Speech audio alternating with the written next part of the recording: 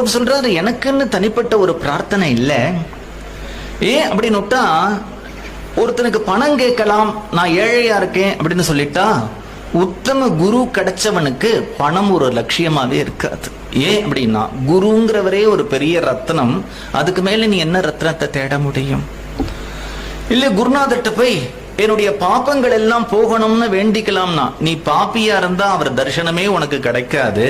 எப்ப கிடைக்கிறதோ நீ பாப்பி இல்ல.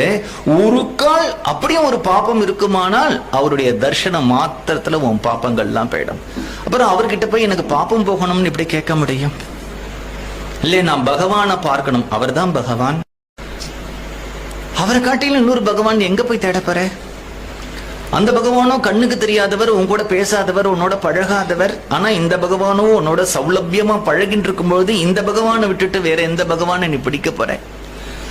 ஆனாலும் குருவை, உத்தம குருவை அடைஞ்சவனுக்கு மனசு நிறைஞ்சு போயிடும். அவனுக்கு எந்த குறையுமே இருக்காது.